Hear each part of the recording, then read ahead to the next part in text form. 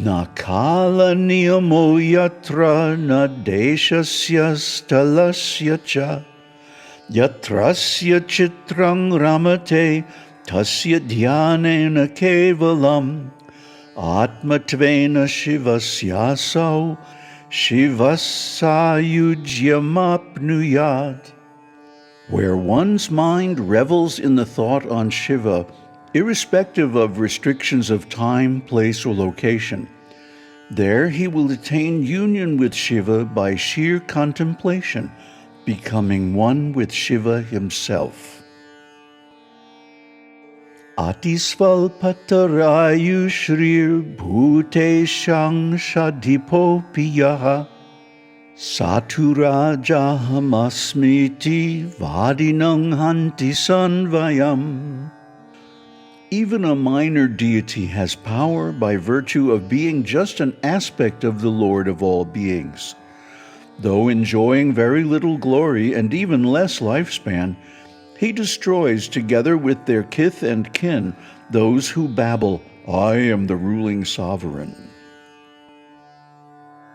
Kartapi sarvalokanam akshayai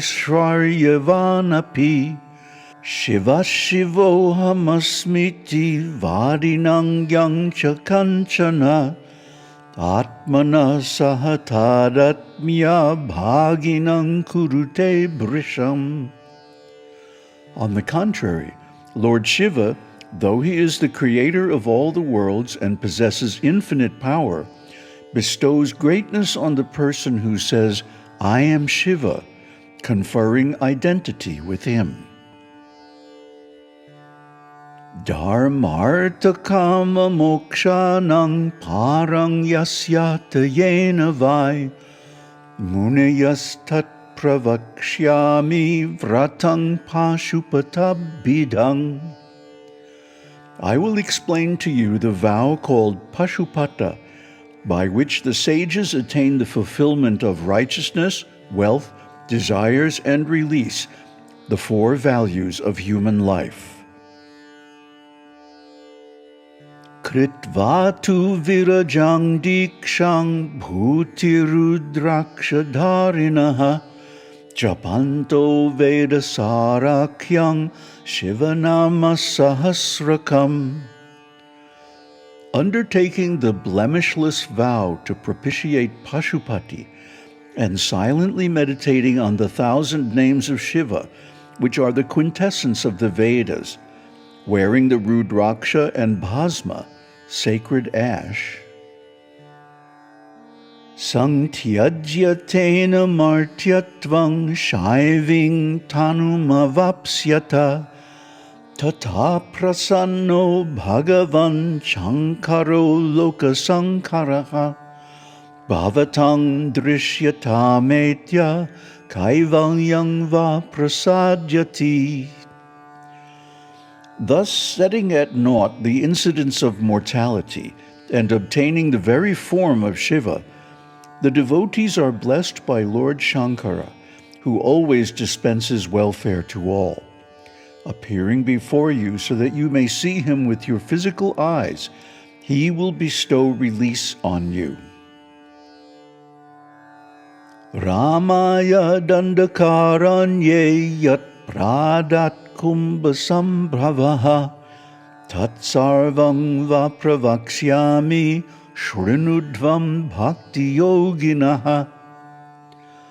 That which was taught to Rama in the Dandakaranya forest by sage Agastya, who appeared from the pot, all that I will narrate to you. Listen with devotion, O Bhakti Yogins. Thus the sutta said. Namaste. So these shlokas are giving the secrets, actually, in the style of Vedic literatures that reveal the essence of the context before giving all the details. This is one of their great, wonderful ontological qualities.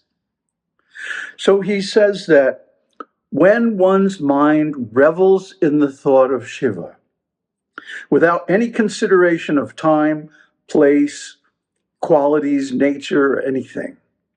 Then you will get Shiva's presence. He will consider you a part of himself. This is extraordinary because all other gods make conditions, especially Vishnu. You have to follow so many rules and do things at the right time and so on and so forth. Not Shiva. Shiva is only concerned with your relationship with him. He will accept anybody, everybody, one at a time or all at once. Come on. He will accept demons and ghosts, rakshasas and pittas and so many other types of beings. He's certainly going to accept you and me. The only requisite is somehow or other to think of him. Give your attention, give your intention to him. That, oh Shiva, I want to please you, I want to love you, I want to think of you always. He will grant these wishes because this is what he wants. Shiva's role is unique in the cosmos because he is the only one who can grant kaivalya mukti, the complete, pure, and unconditional liberation. He reserves that role for himself. This is described in the Shiva Purana. We went over that years ago. So anyway, Lord Shiva is very easy to please. Last time we talked about Shiva as Ashutosha. That means easily pleased. Any little offering gets a response from him, and you can feel it. It's not something abstract or impersonal. It's direct, in your face. Shiva is fearless. He doesn't make any conditions. He doesn't need any conditions because his power is infinite. His position is unchallengeable. He is the origin of the cosmic manifestation, the controller of Maya. So if he tells Maya, hey, leave that one alone, he's mine, she will. She'll back off. She will uncover your original intelligence, your original nature, and you will see yourself and Shiva as you are. Now, the next thing he says, that when you attain union with Shiva by contemplation, which is really the only way to do it, you will become Shiva himself. What does that mean? You start wearing long dreads and snakes around your neck? No. It means that you attain the quality of Shiva. Aham Brahmasmi. I am Brahman. Nothing else. This mind, this body, these senses, the sense objects, and so on, are simply coverings. They're temporary. They come and go. I mean, we can already see that they change all the time, right? So how can they be real? How can they be the self? It's not possible. Only Shiva never changes. He always loves us. He always understands us. He's the greatest friend. He never leaves us. He never betrays us, never abandons us. Of course, if we abandon him, he'll have Maya do a number on us. That's our foolishness. That's no unsteadiness on his part. He's just giving some tough love to wake us up. So he says, even a minor deity, one of the smaller demigods of the 33 million demigods, devas, can really mess up your life if you become proud, vain, if you have hubris, if you think, I am the controller, I am the doer. And it's so, isn't it? Look at all the things you tried to do in your life. How many times have they worked out the way you thought, the way you planned, the way you desired in advance? Huh? I'd say approaching zero. In my own experience, everything we try to do fails in the sense that it doesn't come out exactly the way we wanted. This is the nature of the material world. It's called unsatisfactory, dukkha. That's suffering. And it's the kind of suffering, a mental suffering, that is really difficult to tolerate because it's so intimate, it's so close to the self. And it can't be stopped except by dropping the attachment to those things. The false ego, the identity, the self as the enjoyer or the possessor of things. Because all these things are going to be unsatisfactory. All these plans are not going to work out the way we would like them to. That's just the nature of life. It's like, grow up, kid. You know, this is the big city. This is the way it is. So the only way out of this conundrum is to drop the attachment to these things. Let go of the ego, of the sense of doership or ownership or enjoyership, and surrender to Shiva. Now, the next thing he says, he bestows greatness on the person who identifies with him. Shivoham, Shivoham. This is wonderful. Other beings, other gods and goddesses don't like it if you identify with them. They're also covered.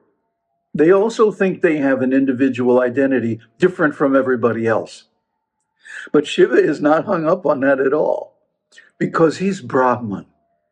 He is already everything. He is already you and me. And he knows everything. He is in everything. It's so wonderful to see this.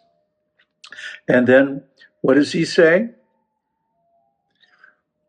He will explain to you the Paśupata Vow. Now, I've done a lot of research on the Paśupata Vow and posted that in the Patreon discussion on Shiva Gita. So if you're a Patreon member, you can go to the discussion and open that up, take a look at it, go through it carefully, and let's discuss it. Let's ask some questions and discover what this is really about and how we can implement it even in modern life. Because I've done it and it works. What is the result? He says, by doing all of these things that are part of the Paśupata Vow, Lord Shiva will appear before you so you can see him with your physical eyes. This is not a joke. This is not hype. This is not sales talk. This is reality. I experienced it myself. And I'm going to be very honest here. After worshiping Shiva, going to several Jyotirlingas in India, and doing penances, taking bath, and so on, chanting Shiva's name night and day for over a year, he appeared to me. I was in my hotel room in Rishikesh, chanting his mantra, and I was in the process of collecting all kinds of sacred items for his worship. And there was a blank wall, you know, the wall between my room and the next room. There was nothing there. Suddenly a door appeared in that wall, and it opened, and out walked Shiva. And he looked just like he does in the pictures. And he was super casual. Well, actually, we have had a relationship already for a long time, because he appeared to me in the form of a lion back in 1975 and became my constant companion, my Ishta Devata, and never revealed that he was Shiva. So actually, we have a very deep, intimate, personal relationship. And so when he appeared to me, he wasn't at all formal. You know, he didn't demand that I bow to him or anything like that. He just like strolled into my hotel room and said, "Hey, hi, how you doing? You want to merge?" And then he walked right back out through the same door. This is one of those experiences that you kind of can't believe when it's happening, you know? Even though, I mean, I haven't taken drugs in years, but it wasn't a hallucination. It was real, more real than this ever changing material stuff.